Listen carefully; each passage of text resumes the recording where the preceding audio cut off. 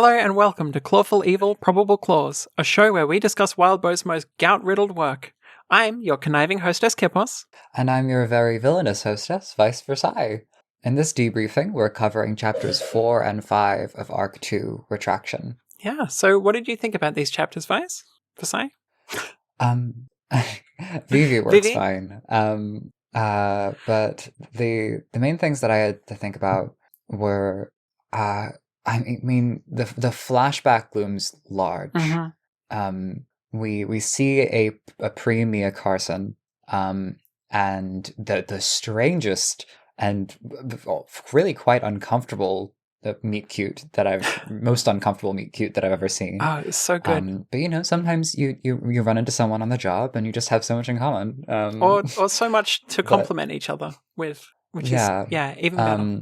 It strikes me that as we've gotten to see Carson from his own perspective, we've become more and more suspicious of how, where his love comes from, why he is invested in the relationships that he has, this question of intent. And to see it laid bare, I think, has really confirmed for me Mia's stance of she loves him dearly, she is very attracted to him, he provides a lot for her, and she just can't trust him. And in seeing how they first met, I see why. And at the same time, in 2.5, we get to see the relationship having really flourished at the very beginning, getting to see him providing for her when she's at her worst, him expressing love, and I felt a really sharp contrast between these sort of thrill-seeking, unsteady, decipherer of the Carson of the past, and the smooth-talking, caring balancing act of the Carson of now. He uses this word illusion to describe both the world that his children are growing up in and the relationship that he and Mia have.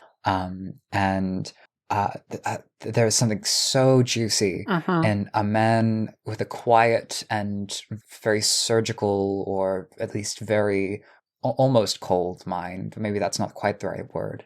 But a cold mind like that, identifying the life that he is invested in and fighting for as an illusion. Yeah.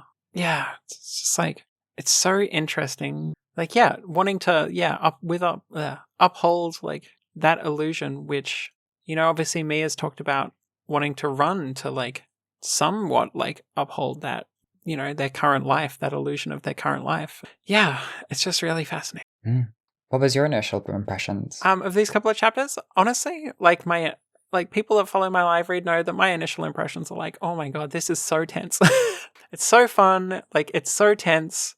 It's absolutely flushed through with tension. The dinner scene in that second chapter, with Ripley and Valentina, that is some really good Wildbow dinner scene writing, because even when you're jumping from these situations that are incredibly tense, have we been found, quick, everybody grab their weapons, jump up onto the roof, check if anybody's coming at us with guns, and then the tension gets slightly released by, okay, no, the grid's failed everywhere, this is not a targeted attack on us. And then you just jump right back into that different type of tension, which is, the thing that Wildbow really excels at, I feel more than a lot of things, which is the interpersonal tension, which I think is when I think of one of my favorite things about Wildbow works, it's that mastery of interpersonal tension, especially in these small moments, having a candlelight dinner, which it's just so good. It was a big win, as Carson put it. Big win. But he didn't our tension didn't get relieved, unlike everybody else's in this scene with that joke. That joke relieved half a second of tension, and then we jump right back into it afterwards. It's just brilliant. Incredibly tense, but incredibly fun, of course. Okay, so let's do our chapter summaries then, shall we? Yes, let's. So in 2.4, Carson extracts Bolden, has a small heart-to-heart with Bolden while he tries to stop him. While Bolden tries to stop himself from bleeding out. We learn the very wholesome encounter that led Carson and Mia to come together and adopt their second child. And then finally, we learn why they had to not kill their guy from last chapter. My goodness gracious, I love being wrong so quickly. The whole appeal of making bold and specific predictions as a serial comes out is to just get kicked in the head for sticking your neck out. Absolutely, immediately, which is brilliant. Yeah, immediately too. I really am appreciating Claw's significantly upped pace.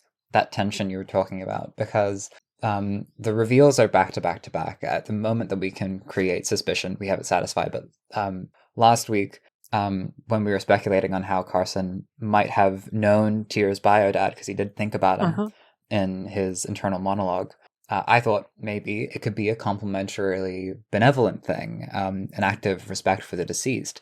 And it was a benevolent thing, I would say, because in a way he saved Tyr's life on twofold. Like, not only was he taking him from a situation where he's going to be abandoned, but if he had been kept, he would have been killed like his older siblings. Yeah.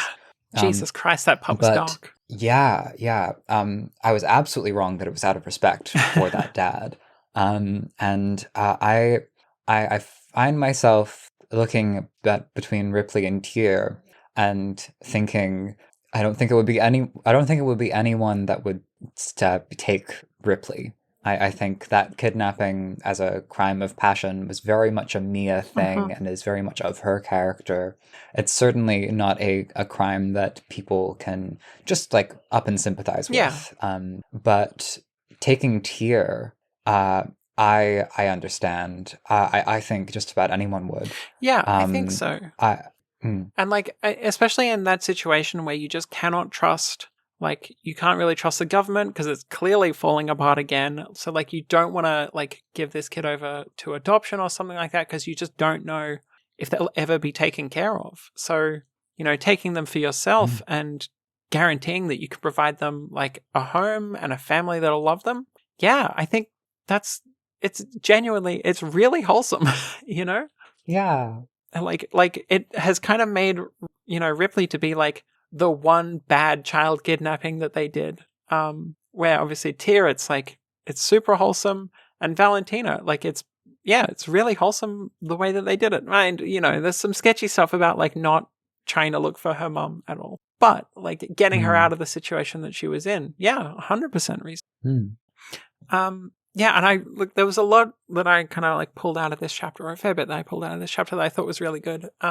Like, there's this note, like, very much right at the start when Carson has Bolden over his back and he's like running away from the house trying to get to the trees, where Bolden's like screaming at him to slow the fuck down, and Carson just kind of notes that he's not even sure if he can slow down, like, because like he is so overbalanced, you know, trying to carry this dude and trying to run, that if he slows down, he's not sure if, you know, he'll be able to just slow down and it'll be okay, or if he'll like fall backwards and really harm the person that he's carrying. And I really like that, not just obviously as the literal, like it's a good scene in the literal sense, but it's a really interesting from like the metaphorical sense, like with how Carson and Mia are going, like they're at the point that they can't slow down. They have to keep on engaging with Davy and Cavalcanti, or they might really be putting, the people that they're supporting, like their family, like really in danger, which I think is just, that was a beautiful, lovely piece of symbolism. I really liked that.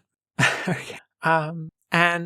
So I also wanted to say, like, this is just like a small comment, I guess, but I feel like it might be resolved, like kind of like the next time we get a chapter, but I definitely feel like the gang member that was reaching for his wallet, you know, Carson's dragging him to his death on the Bolden. Absolutely brutal scene. But I'm almost certain that he was, you know, going for a picture of his family in that kind of very cliched, like, humanizing way. But I feel like it's cliched in the sense that, like, you know, everyone always goes for the picture of their family, kind of regardless of what the main characters are like. But here I really do think it works when, you know, everything that Carson and Mia are doing is for their family.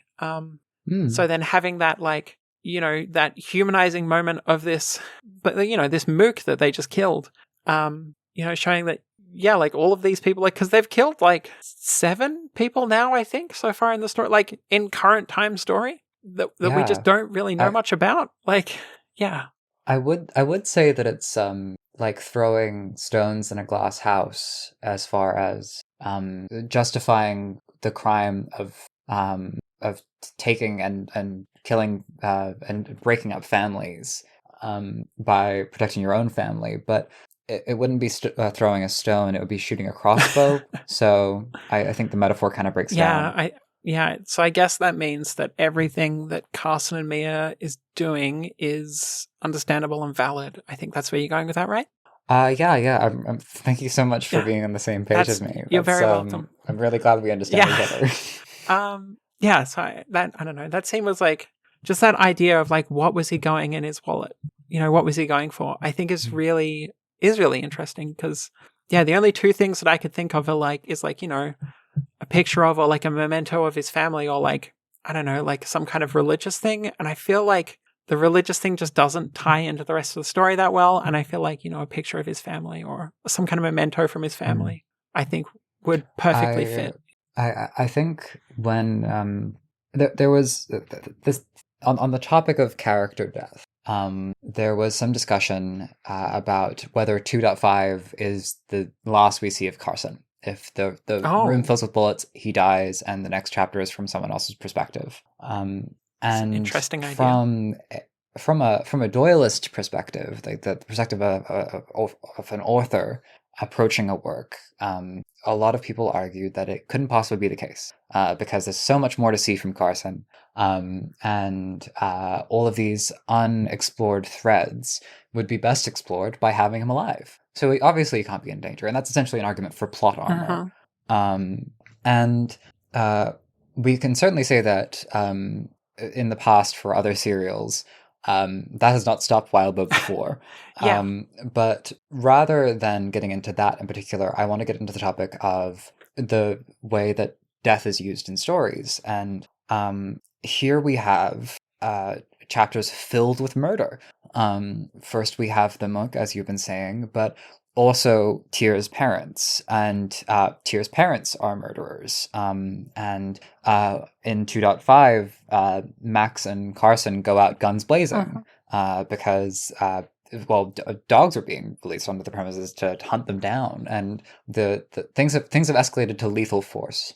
And the question becomes, when you are dealing out death, knowing that within that Doyleist argument of a character wouldn't die because there's still more to do with the character, you end up with this sort of a set of scales where if you are packing on the potential of the character on one side, you have to weigh it against, like sort of like a heart and a feather, the single profound impact of their demise. So here we have the Mook that is killed too early, but the target that Mia and Carson center in on and then almost pull back, but then Bolden kills him. We also have the 2 that they confront in a firefight, for each of these characters, their single effect, the single effect of their demise, is a very limited impact, but they're almost proportional to how much time and space they're given in the story.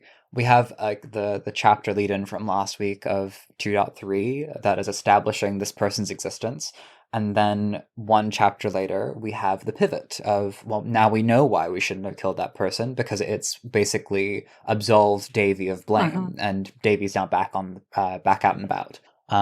The deaths of the Cavalcanti Mooks, as you've been saying, they're introduced and they're killed in the same chapter. So the impact there is either buried or it's not at all, and we might never see it. But with the serial murderers that are Tyr's parents, and not only serial murderers but serial child murderers. Well, technically not. Well, They did one What a loophole, child huh? murder That's like because that one kid was 16, but the other two or the other couple were 18. Well, hang on. 18 is age of majority in New South Wales and Australia. Isn't age of majority in America's 21? No, I think it's just Or is drinking. that just the drinking Yeah, it's just age? drinking. So technically, they were adults. So those people are not serial Well, child murderers, actually. You know what, Kippo? You've got me there. I really do. I rest my case. Clearly, Cheers' parents are absolved of all blame, and it's crazy how Carson, in a fit of passion, murdered them. Yeah, Carson's just a bad dude. Yeah, we've cracked the case. We've solved it. I do believe that these lives being put on the scale are weighed in a really interesting manner for how they will be impacting the story as it goes out. Because one, we have however much of their lifestyle impacts Tyr's nature.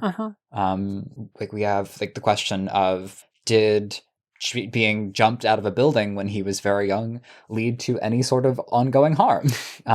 What about do these parents of his did like the single instance of neglect from the mother's legs having been broken? Did they ever care for him or his siblings? Like is it likely that Tyr has any sort of drugs or drink during pregnancy side effects in his development? I definitely would not be surprised about that one. I was kind of assuming that one. Noting, of course, that all 6-year-olds can be loud and hit and run into things head first. Absolutely. But if like we certainly wouldn't be shocked, and that is one big effect. We have the justification for Tyr's existence. We have also the texture of like his premise, but we also have the manner in which Carson justifies taking Tyr to an extent. The manner in which Carson meets Mia, and there's this line that premises the flashback. Bolden asks, "The ease with which you kill, I'm not surprised. Is that born or learned?" That's a fuzzy as hell line, and I think you know it. And Carson then proceeds to demonstrate that to us by murdering 2 people because they are murderers. Yeah. And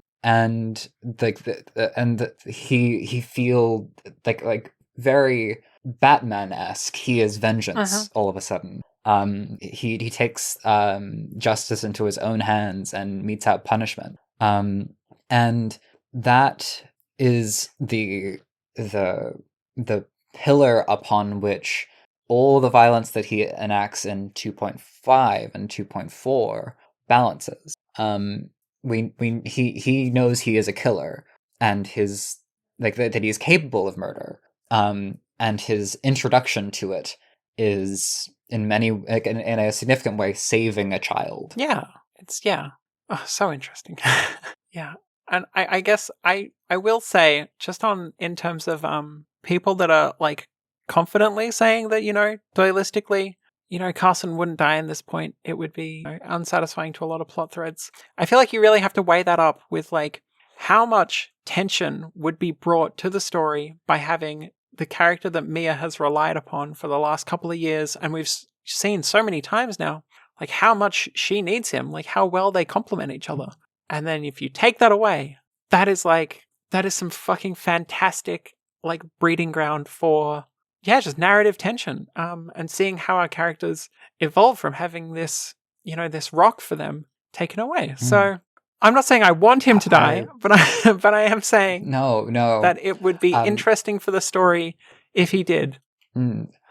Certainly, that sort of attempt to estimate where a story is going, I think we have to be mindful of like what we are putting on the scales, because often like there are blind spots like that of like, have you considered just how much you could weigh on the alternative? Yeah. Is it that you're not considering it because it's not to your taste, or because it's not possible? Yeah. I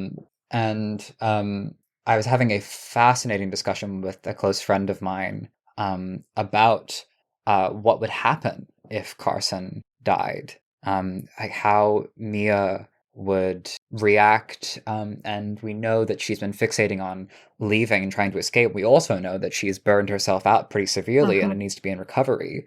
So if Carson were killed, knowing that her operation has expanded thanks to his assistance, knowing that her life has expanded thanks to his assistance, and knowing that the care for their children really like rests on the fact that, I mean, Carson is pretty much the only one in their dynamic that can look after Tyr. In terms of like realistically keeping up with this cannonball of a child. Yeah. So the mental image that came to my mind was Mia going just on this crusade of a downward spiral as she burns herself out and all of her resources trying to get her kids out. And in a point, like, pushes herself to a point of complete dysregulation, pain, and like emotional, like raw skin, until she crashes the car that she's trying to get away in because she can't drive because she gets caught by the highway hypnosis. Yeah. And suddenly the story circles back to Mia trying to get her kids away in a car. Yeah. An awful loop. Yeah. And I think that is very possible when you recognize just how much story could be in following that downward spiral. Yeah, absolutely. Like that's part of the thing. Is like, you know, if you assume that characters can't die, then you're not like thinking about what would the story look like if they did, though. You know, like what depths can we drag this to? You know, how can we ramp up this tension? And yeah, like Mia in that situation, that would be an epic read. Like it would be fucking heartbreaking because, you know, I love Mia, but like that would be an amazing book, even at the same time as being like utterly crushing, you know, like it would be a tragedy. Yeah. But the tragedies are great sometimes. Yeah, exactly. And I would say certainly within Wildbow's repertoire. Yeah, and it's like, it's not to say that that's where, you know, we think that Wildbow is going. I kind of like, I pretty well trust Wildbow that wherever he takes this story is going to be amazing and very narratively tense. But yeah, like I could see him taking it basically any direction, you know, like, yeah. Which is great for the tension. Yeah. Because, oh goodness, we can trust jack shit. Yeah, exactly. Like, yeah, like I could see, yeah, absolutely. Like Carson could die this chapter, like very easily, you know, sorry, next chapter, you know, 2.6 comes out and Carson dies at the end. And it'd be like mind blown, like, holy shit, you know, where do we go from here? Like what the, like, yeah, I don't know. I honestly would almost expect him to like perish later in the story. But that's only because we are expecting 6 arcs of Claw. Yeah. And when bringing in that external information, already I'm pattern matching. I'm assuming that there'll be 1, 3, and 5 will be Mia arcs, and that 2, 4, and 6 will be Carson arcs. But like that's drawing a pattern with 2 points. Yeah, which is pretty sketchy. As a mathematician, I can say you probably shouldn't do that. Yeah, it's cheating. But the human brain works that way, which I think is part of why it's important to both express where our expectations are, and embrace when we are utterly wrong. Yeah. I mean, I guess all of this to say is I think we're excited for the rest of the story. Oh, absolutely. Yeah. So another thing I really, really liked here was, like, we see during this flashback, like, Carson attempts to make this, like, tension diffusing little joke, and Mia just does not fucking react at all. Like, if anything, she looks more tense. Which, you know, like, we've been in Mia's head. Like, we know that kind of thing really can stress her out. But I just really liked this as I mean, it's a flashback, but, you know, like a flashback to how they worked before. And then in 2.5, we do get that note, like, at the end of the dinner scene, where Carson makes, you know, the big announcement that something's gone horribly wrong. Oh, Tyr's eaten all of my fries. You know, and it's that great tension diffusing joke at the end of, a lot of tension. and everyone laughs and Mia smiles. And I just really, really liked seeing how, in those couple of years time difference, that he really has built up that rapport, and is able to release some of Mia's tension, and not just through the neck massages that he gives for her headaches, but also through his words, which is awesome. And another thing I really liked during that section, and there's a lot to talk about with the flashback section, but one thing I really, really loved is that straight away we basically see how Carson is compliments Mia, because she's standing there and she's like, I don't know why the police didn't show up. I don't know why the fire department didn't show up. I didn't mean to kill these people necessarily. I just wanted to freak them out, I guess. And Carson's like, well, look, the police department is all striking, so they're not going to show up. The fire department is horribly undermanned and is absolutely on triage.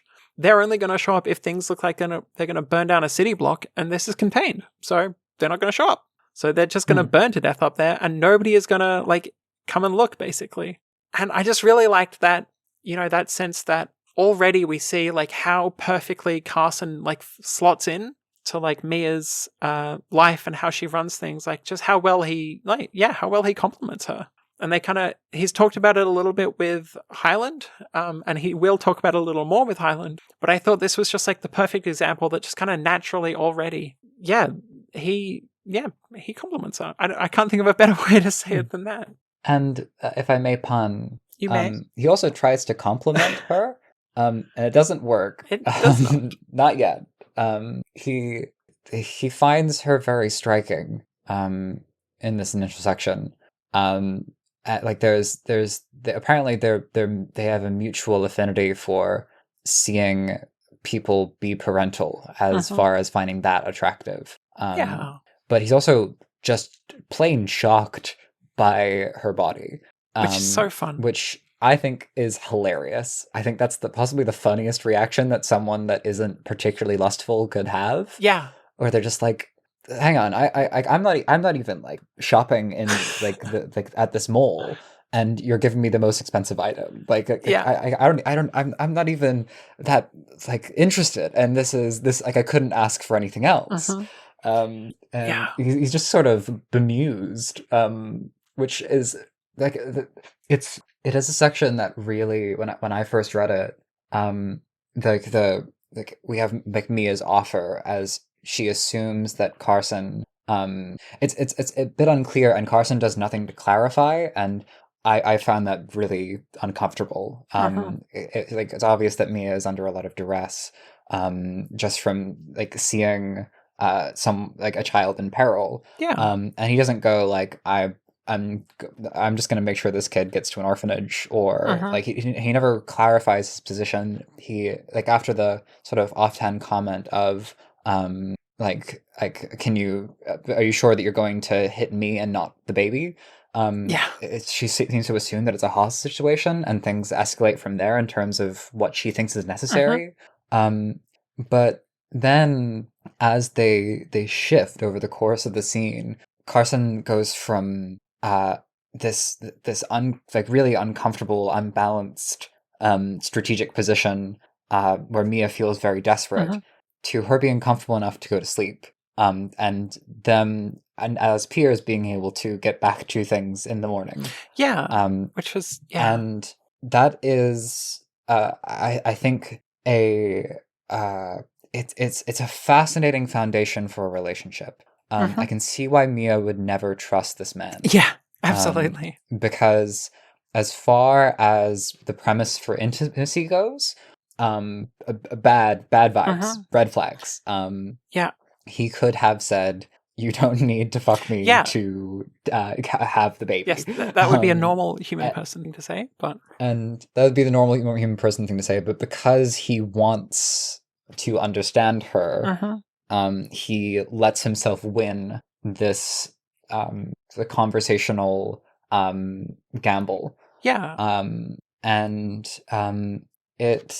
It to then pivot to a place of instead of taking advantage of her, trying to support her, still has this reveal of the underlying intent and this ongoing question of, can he just change back at any time? And it as I when I was discussing this with a friend, we were centering on this question of, if Carson's interest in Mia is in deciphering her and getting past her defenses and getting to the point where he understands the puzzle of Mia, then will there ever be a time when he has satisfied his curiosity and no longer needs the relationship and exits? That's an interesting thought. And it is like, and that is what Mia, I would say, is afraid of.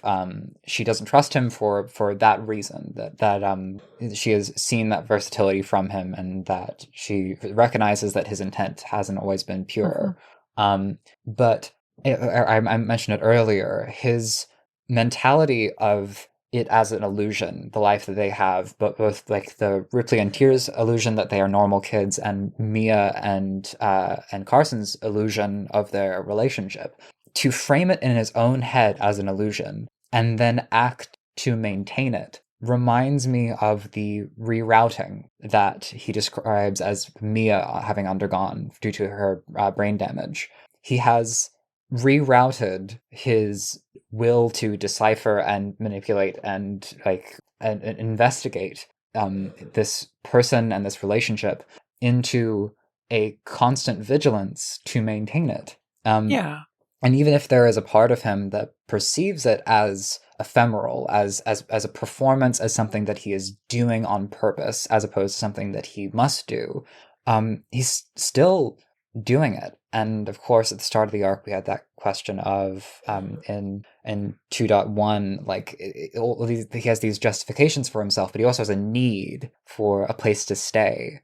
And he certainly seems committed to staying with Mia and his family. Yeah. And seeing him restored almost to seeing what this foul rooted initial intimacy and relationship evolve into something that I do at this point believe is genuine is fascinating. Yeah, I really think there was a moment in one of the first 3 chapters from this arc where Carson says would she ever believe him when he complimented her? And then he thinks, it kind of doesn't matter if she does. And I feel like that really is kind of that, it's that idea that, yeah, he's kind of moved past this need to untangle her, understand her completely, and just is more okay with it now. And is more you know what, if she doesn't believe me, that's fine. I'm still going to express my love and appreciation. And yeah, I think that. Going back to when they're first meeting, I really loved it that because when Mia offers to sleep with him, he doesn't respond. He doesn't seem to really be that interested at first, and it's really only after when she has that half claw hand reaching out to him when it looks like he's going to take Tyr away, and he thinks back to that. And then that makes him interested in sleeping with her, which, he then does. But I also really loved that, when they're sleeping together, he's thinking he lost. He's lost out in the interaction. He fucked up by picking this because he's not learning anything more about her. He's not seeing any more of, the actual emotions underneath the mask. And it's only after, that she, breaks down crying that he actually properly pays attention to her and they stop, quote unquote fucking, and they start quote unquote making love, yeah, I think that's, very interesting. And yeah, definitely also been thinking about it from what the fuck was this like from Mia's point of view? Yeah, what, oh my God. Geez. Yeah. What a terrible day. Yeah. And what an interesting morning. Yeah, exactly. So, yeah, just so fascinating. I really, I've been thinking about that for a bit, and I really don't know. And yeah, I guess one thing I also did want to kind of flag is the question of whether or not this is Mia's first time. I kind of get the vibe that it is, but I'm not 100% on that. So yeah. She mentions having previous boyfriends before Carson. Yeah. And she people mentions that are them interested having her. initiated. Yeah. And we don't know for sure if initiation was followed with her like embracing that opportunity or rejecting it. But it's so interesting to me that the point that he pivots is when she sort of just like, as she has an emotional reaction, as she is visibly uncomfortable, she shakes her head and commits to her plan. Yeah. And like leans back into it like it's a job. Uh-huh.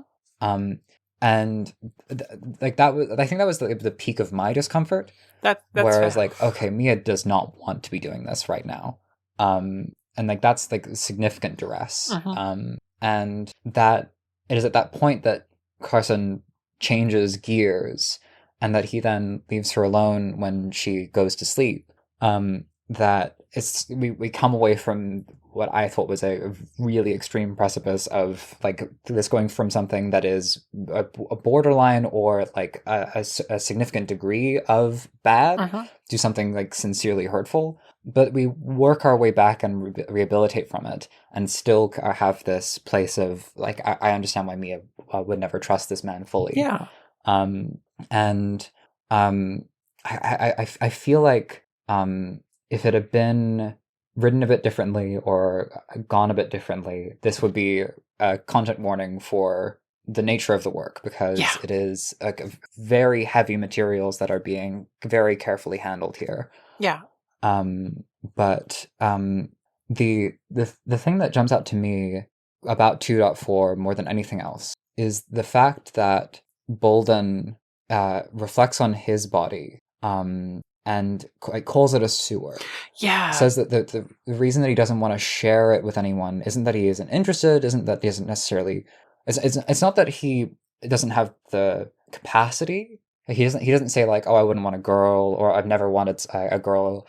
Like it's not a girl wouldn't do it for me specifically. I prefer a guy. Or like that's not the problem that he has. It's him that he has a problem with. Yeah, he talks about himself as a sewer, which is it's very evocative language. Yeah. Yeah, like the fact that he used the word brined. Yeah. For describing his relationship to the oozes of the body. Brined in piss and cum. Yeah, that's it. Especially when he has gout, which he ascribes to having eaten too many brined foods. Is like we're introduced to this Rambo of a man, and we learn that his life is devastated. Yeah, that it's like that it is. He feels traumatized on a deeply physical level, a deeply visceral level. Like he's using all these like scatological words, like he's almost like expecting someone to like say. Like I'm a bad smell. I'm a terrible stain. Get away from me. And Carson cracks jokes about it, like don't talk to me about masturbating while your dick's close to my head. Yeah. But there's that Carson then goes, well, okay, we can't get into your self-image, but would you prefer to have chickens or a dog, like any sort of like living companion? Yeah, something so that you're not just there completely by yourself. Yeah. It's interesting on 2 points. Like, first, that it is practical and that Carson is keeping him alive by making sure that he is having a conversation, that he's awake. He's giving him hope for the future as well, which is a great way to keep him like future facing. And second, it is deeply compassionate. Yeah. And that the Carson of today, who is still a murderer, is still capable of just going, I value your life less than I value mine. I pull a trigger without hesitation, and that there's barely the thought barely crosses his mind beyond the practicality of it. The fact that he extends compassion to Bolden, to me, is a demonstration of just how far he's come from the flashback. Yeah.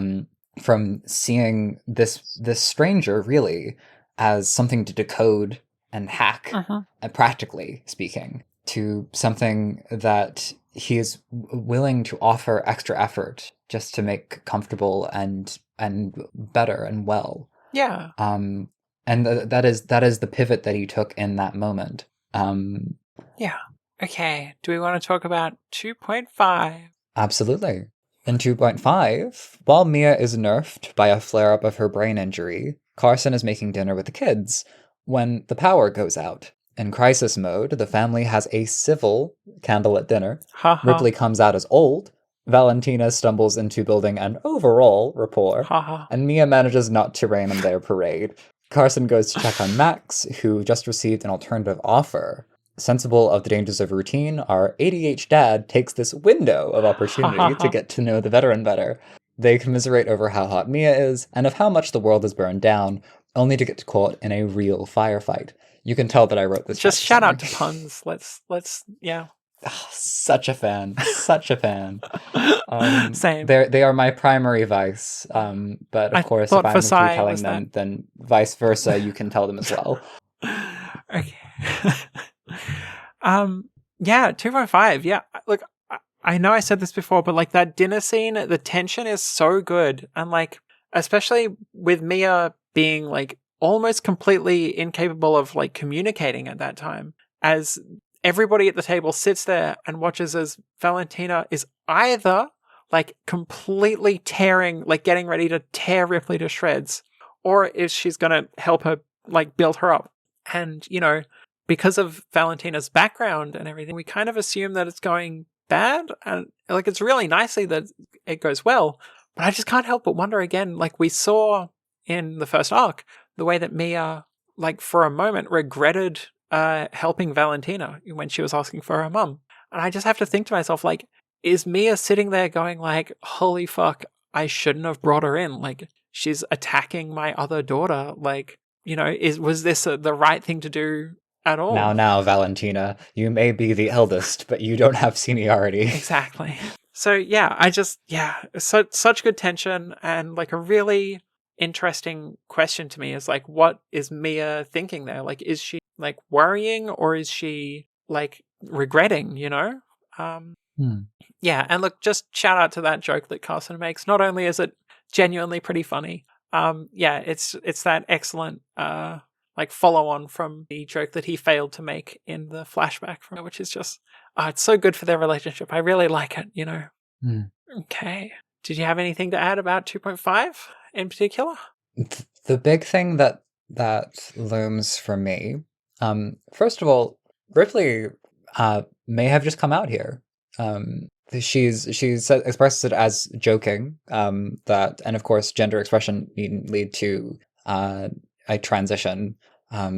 But she seems to have identified a clear, comfortable identity that she is happy to pursue, and that she gets euphoria from indulging, and that her mother is supporting, and that has the word man in it. Yeah. So if this story contains a time skip, who knows? Maybe we'll need to change pronouns. Yeah. But I find that really telling, because we have had Natalie be specifically like noted as someone who most likely is transphobic, or at least certainly conservative about gender expression, and for her daughter to be possibly becoming her son could throw some serious wrenches in the works if Mia and Natalie ever end up possibly exchanging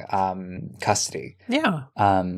And I can see a world where this leads to Ripley not wanting to change parents after he learns the whole truth when he is a much older man, if he ever is so.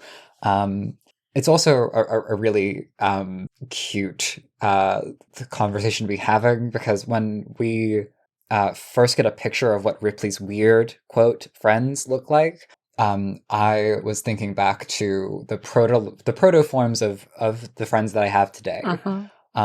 And we have this kid that is very sensitive to women's issues and seems to care quite a great deal about as an ally. He's just an ally, and he wants it to be really clear to Mia as Ripley's mother that he will be very respectful of boundaries and he will never step out of line. And like, you know, it could just be that he's been raised by a number of sisters.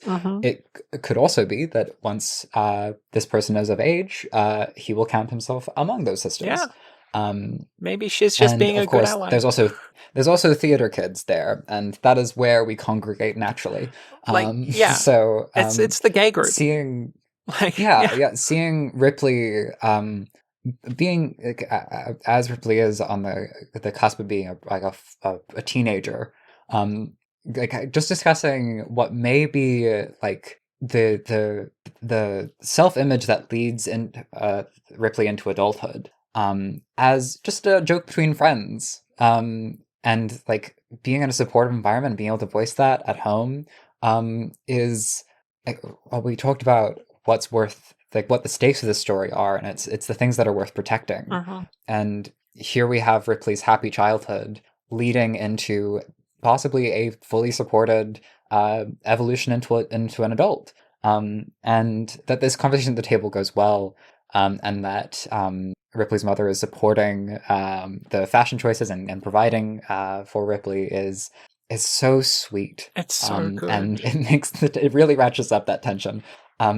The other big thing that is huge in this chapter for me is finally getting to hear how the Civil Warriors talk and justify their behavior. And I'd like to know what your thoughts on that were, actually. I mean, like, I'm pretty sure I straight up made like the yikes emoji face, like full grimace, like when I read that their little spiel from the radio. Like, it's so blatant, and it's actually funny. Like, I've just been recently listening to another podcast called Behind the Bastards, which kind of delves into shitty people from history. And it was talking about a coup and how like people woke up to the radio playing like this crazy speech. Classical music.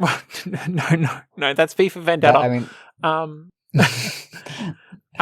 No, like playing like, speeches and stuff. And this is in like Libya in the 60s. I don't remember. I'm sorry. My memory's horrible. But like, and then I was listening to that the day before this chapter came out, and I kind of started reading that, and I was like, damn, this is like a really interesting like parallel between this, real life, very horrible thing, and like, yeah, like this fictional, like the way that they're communicating the information. And I thought that was really, really interesting and very similar vibe in a lot of ways, which was weird. The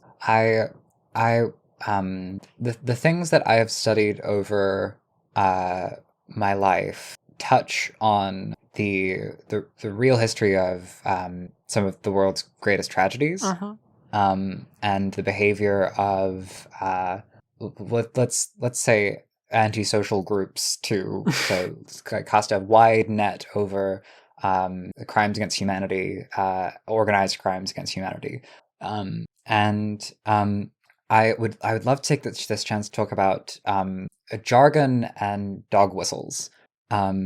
So I think the best example for jargon, in group language that I can think of, it was recently used in the Discord discussion, is cunt. In Australia, you just toss that word in anywhere.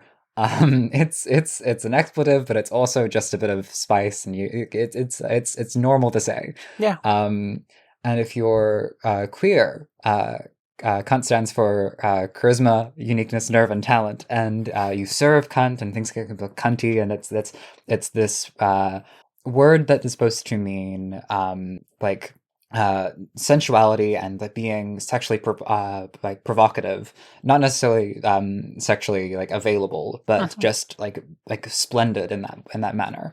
And across the water to the rest of the world, it's a pretty serious swear. And if we get into the reasons for why, well, it's more intense than calling someone a dick, and that's probably because of misogyny. And getting into that tapestry of how a word is used, you can get to an understanding of when I use the word cunt, I can mean it in a lot of different ways. So upgrading from that, you have dog whistles, where the asymmetry of how a word is said and how a word is understood much like a dog whistle that can only be heard by dogs and is quiet for everyone else, is it's a red flag, and you might be wearing rose tinted glasses. You might not know that when someone is saying these words, they mean something very different from how it sounds literally. So but just getting into the radio broadcast, we're doing our best to be civil, but this is infrastructure that we built. Working class Americans, born right, born patriots. We laid this groundwork. Our fathers and forefathers built this for us. Expect more of this if you don't turn over control, if you don't stop taxing us. And from each of these, born right certainly has connotations of racism. Yeah. Born patriots, nationalism. Fathers and forefathers, perhaps a loose commitment to the facts of history, especially in America, which of course is a colony, and this language of us versus them. Of course, they only say us, we, but the us and we quite clearly is excluding whoever is, like the broad spectrum of people that this message could be for. It appears to be addressed to the government, but the suggestion that like specifically this slice of working class Americans, for whom the entire country has popped into existence only so recently in history. I mean, it was crazy how there wasn't an America beforehand. Yeah, explicitly, like these people, and the kind of people that use this language in like our modern time. These are like white, working class, generally, men, generally not queer, very explicitly not queer. Like it is, like it's the middle / lower class white people that kind of take their class identity and make it a race thing. And which neatly excludes all other unempowered minorities. But this in just this like little snippet, we get both the great trick of fascism and the great trick of prejudice. The great trick of prejudice is to turn everyone in all the world into us and them, so that people are more divided and more hateful and more suspicious and paranoid. The great trick of fascism is turning those people against each other, so that those in power never have to maintain their power themselves, because those without power are already lashing out against those without power. And the thing that stands out, we have this single snippet into their rhetoric, but we also have this single snippet into their what they think is civil. And it's these working class Americans who are punishing other working class Americans. Because although this infrastructure that they supposedly built all on their LOSM, their fathers and forefathers, and no one else who might have been there as well, the thing that is being overlooked is that it is families and normal people that are getting their power cut off by this. It is the sorts of people that might support some of the more benevolent stances that like for autonomy or for like better welfare that might be of interest to this group. And it pretty much leaves the people that presumably are in power, the people that aren't going to be living in the suburbs that on a public power grid, entirely out. It's people lashing out against people with the rhetoric that turns them against one another. And the thing that really locked in why this was, why Wildbow would choose to write about this, why it would be included as a detail for this setting, why this story would even be put in this setting, was put to me as follows. When you are traumatized and you develop coping strategies, you believe that those strategies are rational because they have actively kept you alive in abnormal situations.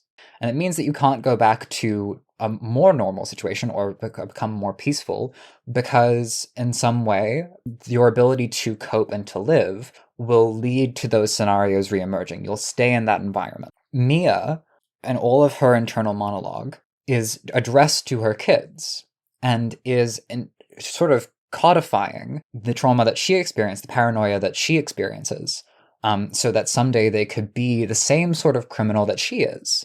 And that would be passing on the trauma and the life circumstance to the next generation. And it all seems so reasonable to her and it all seems so worth sharing, because if this is the world that she's living in, the paranoia is very justifiable. And expecting, certainly in certainly for a career criminal, it's very justified. We've seen Davy happen. But the thing that I think is worth emphasizing from this scene particularly is Carson has attached himself to Mia's lifestyle. He is enabling it, and he is following her methods. So when the power goes out, his first assumption is that it is a direct attack and that his family's in danger. They go into crisis mode. Everyone hunkers down. It's very tense. And people come to the door. And thinking in an us versus them way, he, with a gun close at hand, goes to the door, ready to be confronted by monsters. Uh-huh. And instead it's people that are compassionately here to ask if there's anyone in the house that needs care. And I deeply feel that in that single moment, Wildbow braided together the setting and the context for this story and the central mentality that is piloting it into, yes, it can seem very justifiable to be paranoid and afraid and think in an us versus them kind of way and search for attackers around every corner. Uh-huh.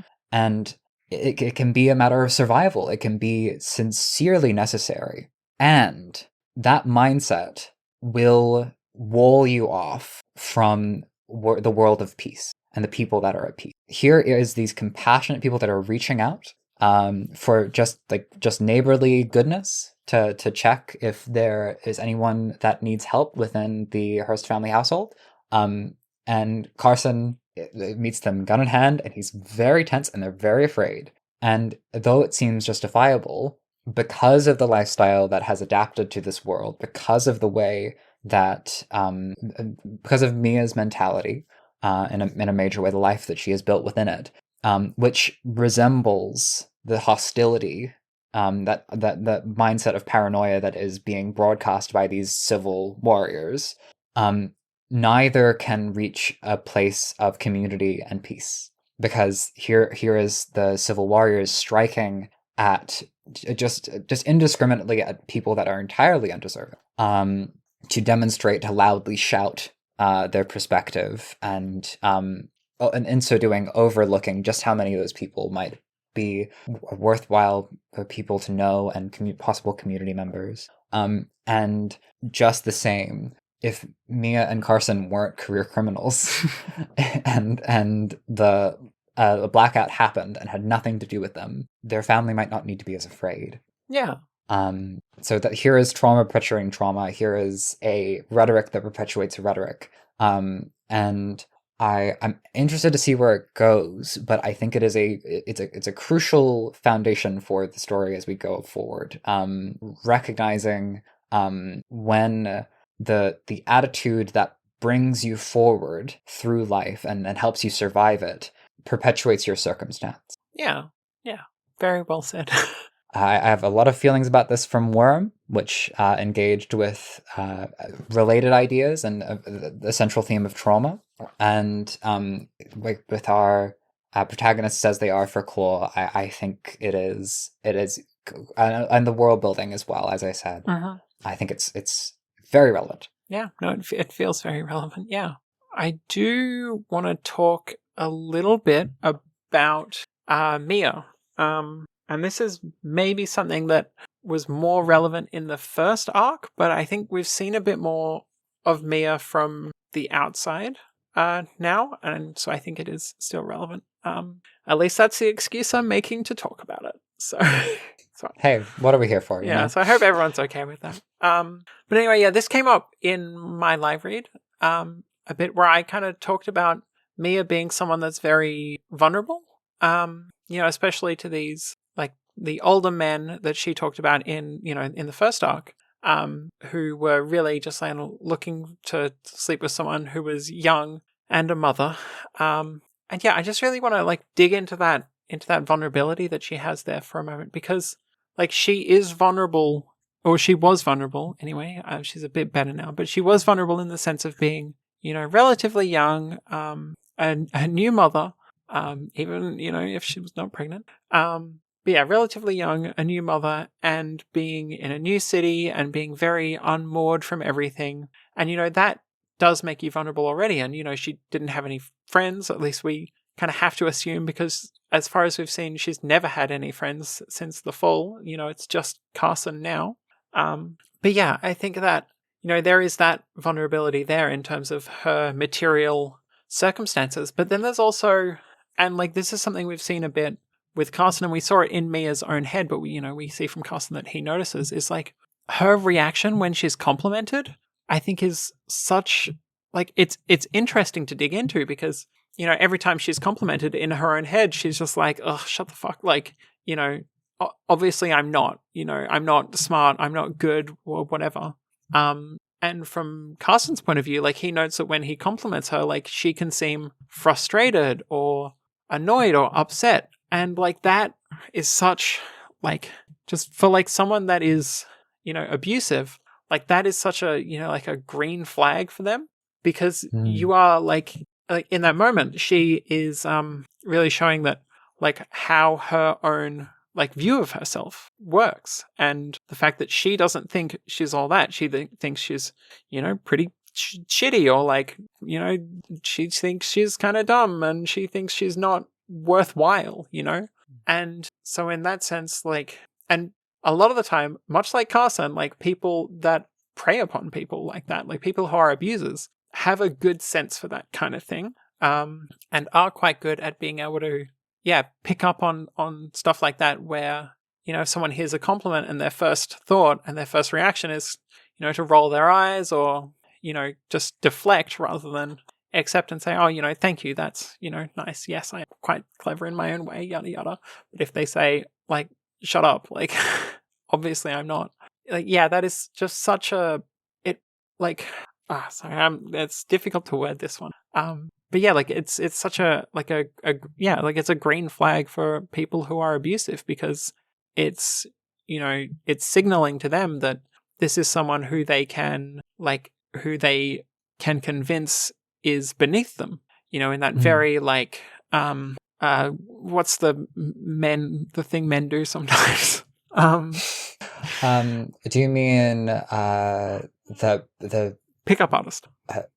That's what I meant. That might not have been what you were going for, but yeah, like in that very pickup artisty way of like the negging and stuff, and negging was what I was thinking. Yeah, of. But yeah, like, it is very much like, if you're putting yourself in that position where you think you are lesser, if you think you are, worse than everyone else around you, and you are like visibly reacting when someone is trying to, like, give you a compliment, say something nice, then it does really kind of signal to people like that they don't have to do that to put, to put themselves above you. Like, you kind of already think that in a way. So yeah, I thought that was kind of interesting to kind of dive into a little bit. Yeah, so basically Mia is very vulnerable. Like I know, yes, she's like massive and jacked as hell, and she could, rip any dude in two, but like, that's not, that's not, but like, she doesn't know that. Yeah, like, she doesn't know that, and that, like, being able to physically, like, beat someone to death does not stop you from being, like, emotionally vulnerable.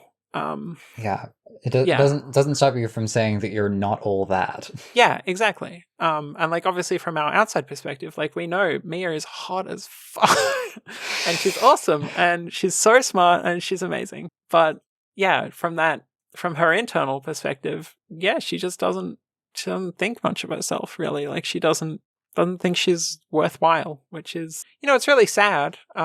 And Mm. but it also is, I mean, it's kind of like, it's a dangerous position to be in because there are people out there who do absolutely prey on that kind of self-perception, which Yeah. sucks. Within that, uh, we see in 2.5 Mia in a state of incredible vulnerability. And when someone is evaluating their self-image, and they may be disabled, it is well, it takes energy to be proud of yourself. It takes a degree of like unquestioned confidence or certainty. And certainly for Mia's disability, there is a great deal of uncertainty. Carson describes it as her brain failing a test, and so she's always being tested. Yeah. And it's difficult to have it's difficult to like yourself when you know yourself at your worst. Yeah.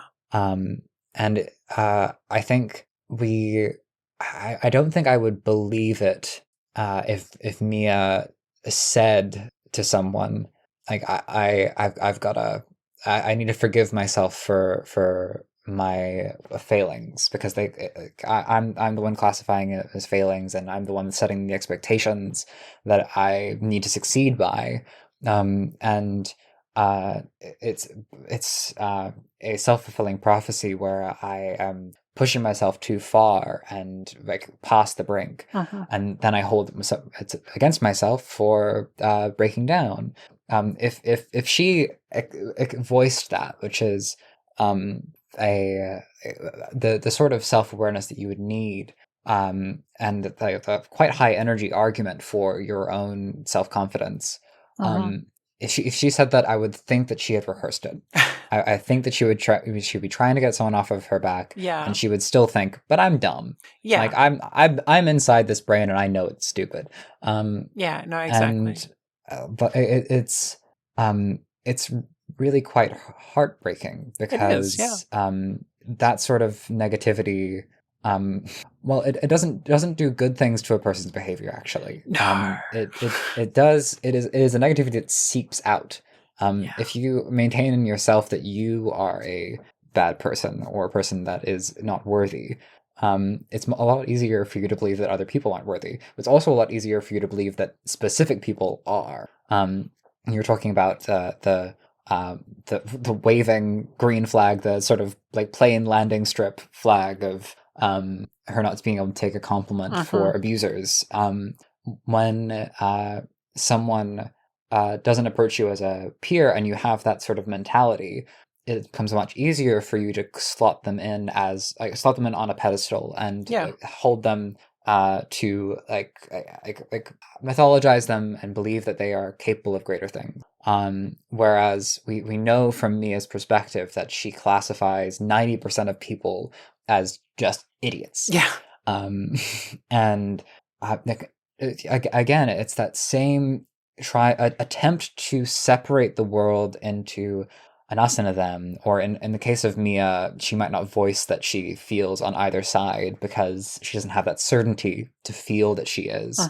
But it's not a very nice perspective on the world. It's not a very compassionate perspective on the world, and it is one that is verified by her lived experience, which is deeply tragic.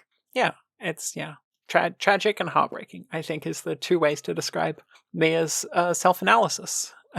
Really, and wrong. Actually, it's probably the third one. Oh yes, wrong. That's a good one. That's a good one. Can't forget that one. On a slightly lighter note, because that's pretty depressing talk we've just had. In like the Doof Discord a little while back, Wildbow talked about the IO scene, like the Mia flashback IO scene, being one that he like conceptualized and was really excited to get to while before starting to put out Claw. Complete with its baby seat fake out. Exactly. Incredible. So good. And I just can't help but think that this scene, this second flashback, Carson standing at the bottom of these steps with like blood pooling at his feet, like tear like wrapped up in his arm, and then looking up at Mia, who is like backed by this burning building. I can't help but think that is 100% another thing that when he was sitting down to like think about Claw. I think this is another Carson's scene. parallel. Yeah, it's Um, Carson's Io. Like, it's that moment, it's that perfect moment. And I Mm. loved it. That was probably, like, there've been some amazing scenes in this thing, like in these 2 chapters, but I think, like, in terms of like a mini scene, like a single image, I think that is like the strongest one that's come out, because it's so powerful and cruel and brutal and beautiful. I just loved it. I loved it so much. It's a very interesting parallel to draw, given the contrast between an argument between a dysfunctional couple happening outside, while there is a child overheating. Sorry, Natalie and her then partner were arguing inside the house, while Ripley was overheating outside. Whereas for Carson, the building was on fire. Yeah. And people had just gotten out. So the heat has moved a bit. Yeah. And also then Tia is like freezing to death rather than, like, boiling, which is also, yeah, interesting. I wonder if there is emerging an elemental symbolism there, Yeah. between Mia equating her headache to a trash fire at the back of her brain. We have the thermite fire in this building. We have the city burning down. But now we also have the freezing cold. Yeah. And possibly a thing of neglect.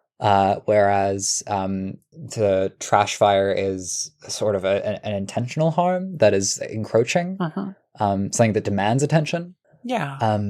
And I briefly called Carson our ADH dad, and I just want to qualify that a little bit.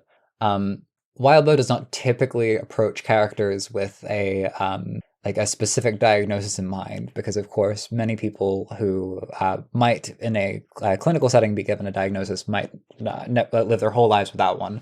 And I would certainly argue that the DSM-5 is not a high authority on the dictionary nature of mental illness. But I'd like to point it out, especially in this sort of mentality of attention, if we're talking about this elemental symbolism. If ADHD would be a framework to understand Carson's frenetic maneuverability, because he's very passionate, and he struggles to stay still. He struggles with silences that aren't shared. That and especially brought to mind body doubling for me, an inability to self-regulate and needing a partner to work on a project with.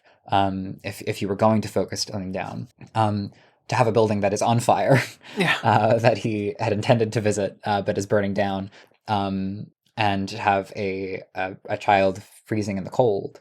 If that is a question of attention, we know that for Carson, his attention would be like incredibly like smolderingly hot, just like infernal heat. But also that he would neglect things, and that he would miss things on account of in the longer term, in terms of things as they unfold.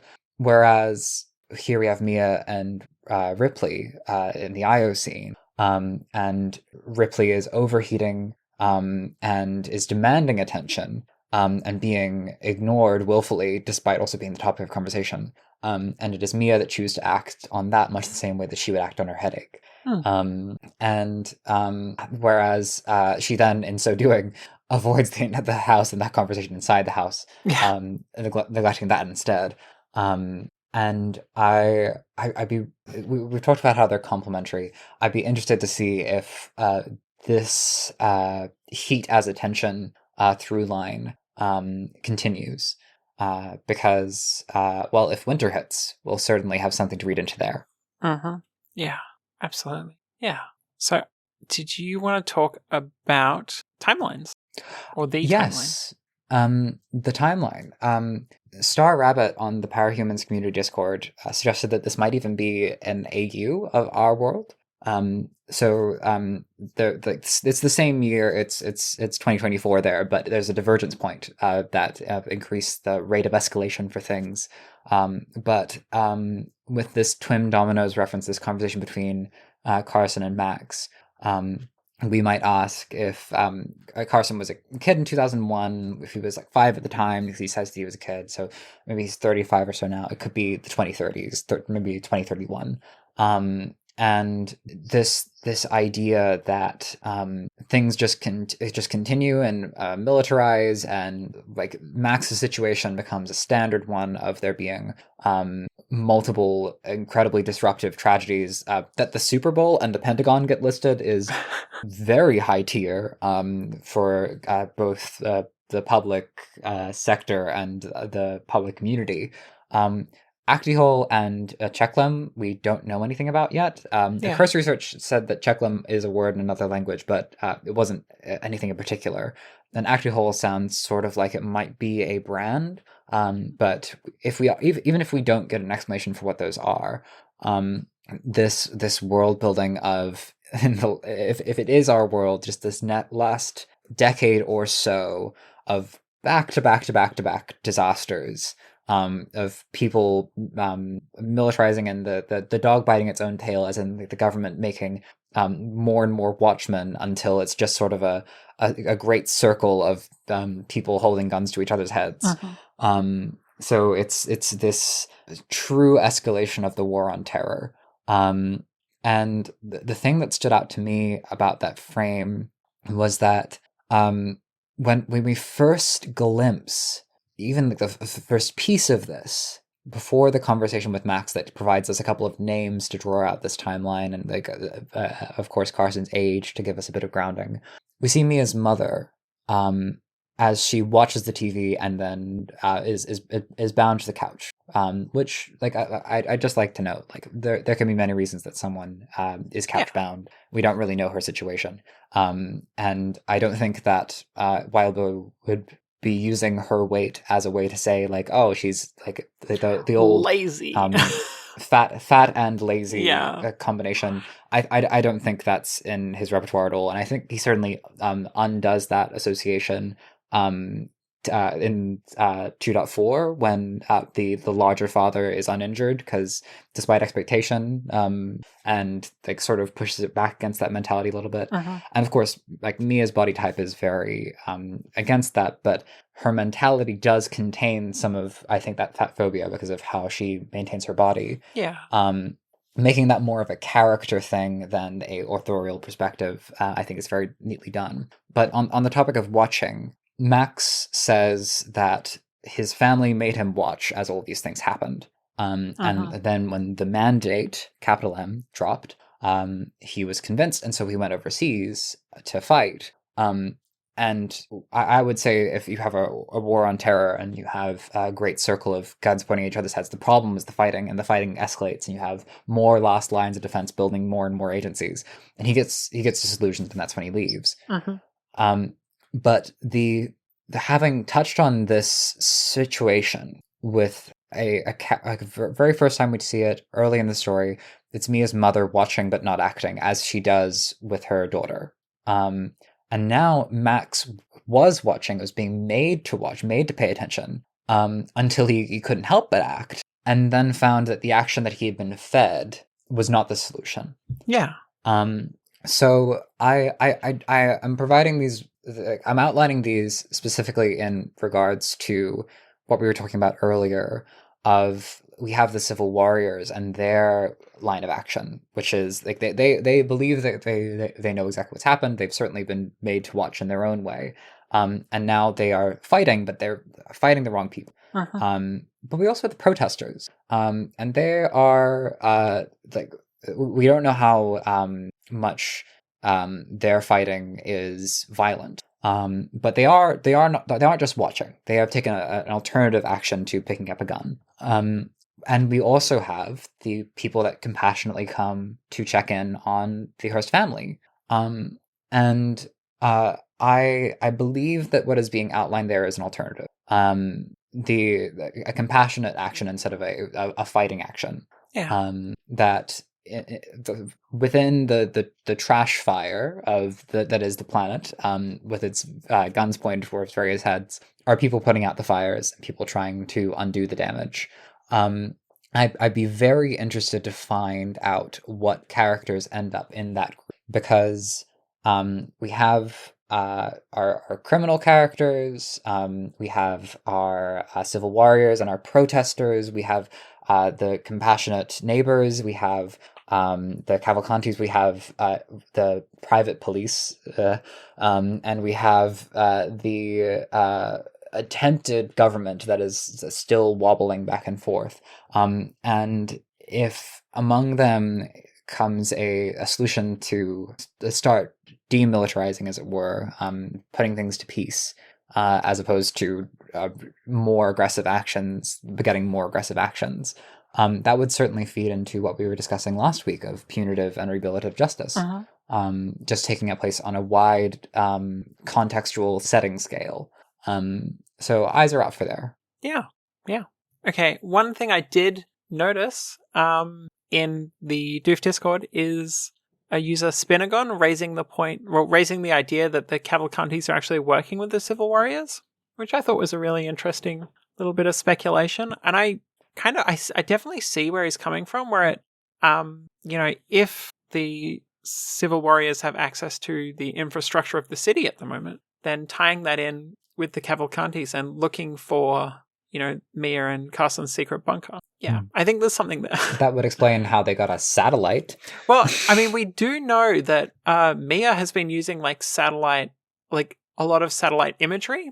So we don't necessarily know if if Davy and the Cavalcantis literally just own a satellite which is sitting, in low Earth orbit, or if they're using something, or if they have something with the some kind of satellite that they're tapping into, which obviously you can get satellite imagery and stuff. Yeah. So I'm not sure. It's crazy what you can cook up in the kitchen these days. It is crazy. So I'm very interested in seeing where that's going to go. And yeah, I guess I wouldn't be too surprised if we learned that the Cavalcantis are in with the Civil Warriors. I don't see their mindsets as being completely separate. Do you want to get into your bullshit prediction? Oh, my friend. What a kind thing to say. So previously we had been calling it the spooky foreshadowing corner. But after being so incredibly wrong last week, I think we should double down. I've renamed the section on our notes to bold and specific predictions. And I think it's important that we be wrong more frequently and with greater passion. So I've started with my very first BS prediction, because BS stands for bold and specific. Yeah. I ship Max Highlander and Spence Bolden. Yeah. Boldlander? Hayden? Mentz? Sax? Now, I've actually bolded and italicized Sax because I think Sax is the one. That's the couple name. So here's my analysis in favor of Sax. There is absolutely no evidence for this. Bolden has specifically rejected having a partner because he thinks he's vile, while Highlander has had the hots for Mia, so we have absolutely no idea if the sexualities are even compatible here. But they have plenty in common. If they got out alive, they both need to be resettled, and they could both do with the company. So if Mia hits them with oh no, there's only one secret identity. We're gonna have to resettle you as a married couple. Do you think you two could make that work? What a shame. And just I listen. I spent too long in the fan fiction annals of the community. When I see two characters with minimal development, I go, what if they got along really well? What if they were friends? What if, dare I say, they were lovers? Yeah. So I am shipping Sax from here on out, and if Bolden dies from having his legs shut off and we're never seeing him again, or Max dies in the line of duty, I will have had my bold and specific prediction, my BS prediction chat on, and I couldn't hope for worse. I'm so excited to be wrong. Yeah, look, I mean, I think we can just go ahead and say it, that this podcast is pro Sax. It's a Sax podcast. That's our official mandate. Yeah, we should add that to the taglines. Yeah. Colorful evil, probable flaws, pro Sax. Yeah, perfect. The best at Sax. The best. The saxiest, in fact. Yeah, I guess if there's any BS predictions going around, I'm going to drop that Addie, specifically, has found a way out of her cell, and she's about to come stab Carson in the back, and that's what's going to take him out. He's not going to It get explains shot, everything. but he's going to get stabbed right in the back. How did she get out? So, Dunno. you know what? I'm going to iterate on your BS prediction. I think that she got out because Valentina was a mole the whole time. Oh, that's good. That's spicy. Excited to be wrong. Yeah. Okay. Those are some great BS predictions we have there. So shall we get on to our discussion question? Gladly. Okay. So last week we asked, what do you think will get Mia and Carson caught in the end? Or will they be caught at all? Oh, there's 2 W's in this one. Kulory? It's Kwlowery. So I'm gonna go with Kuwoolery. Their guess for how Mia and Carson will get caught is that Valentina will be the one to mess things up, and that they'll need to stick their necks out to divert the attention away from her. Pretty classic, pretty classic. For a slightly less classic answer, we have My Tallest, and he thinks they will be caught by the reporter who came with Natalie, and that the reason that there might be something that they might be caught is something like Ripley secretly taking a DNA test that didn't disclose the participant, so all they know is that there is someone with Natalie's DNA in the area. So that's, slightly off the beaten path in terms of predictions. Tallest thinks by the time it's all figured out, Natalie will rush to get Ripley on her own because the police are useless, more than usual because of the state of the world, and she'll get killed by a trap and tell Mia to take her son in her final moments. Or maybe the reporter will leave the child on Mia's doorstep. See, I like this one because it's great. This fulfills the prediction that I made on the only episode of the of Elliot and Ruben's version of this podcast. Yeah, and it would be that Mia will have 4 children by the end of it. Yeah, and she will of those have only started with 1. So Valentina has put us a point toward, and we gotta lose either of Ripley or Tyr for any length of time in order to qualify the other. Yeah, I'm with it. I like this. 40i2 says that for the DQ they have no clue. Chloe has only 10 chapters so far, and Wildbow has already thrown so many curveballs that have turned the narrative on its head, I can't even begin to guess the endgame.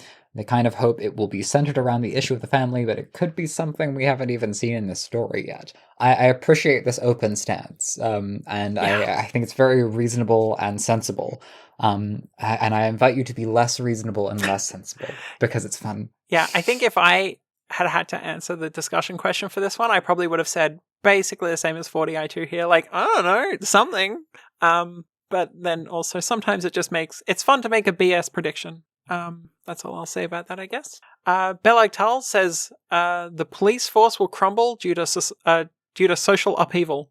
Carson and Mia will reveal themselves to the police and commandeer their resources in order to take control of the city and protect their children, which is so fun. Sweet Manzana said that I think it would be karmically fitting if they committed all these crimes and covered them up for the sake of the kids, only for the kids to eventually rat them out because Mia and Carson actually raised them to be pretty good people. That's so and I juicy. think this is a winner. Yeah, it's so juicy. Like, that's so fun. Okay, so this week's discussion question is, quickly pick one of the 2. I put forward a very, very heavy discussion question. And we have a much lighter one. What if we did both and let people decide whether they were willing to engage with either? Yeah, I fuck with that.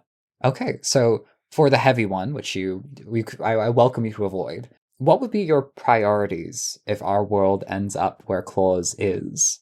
Yeah, so just in general, I think for that one. And that's pretty heavy, so I proposed a slightly lighter one, which is, if you had a spy satellite, what would you use it for?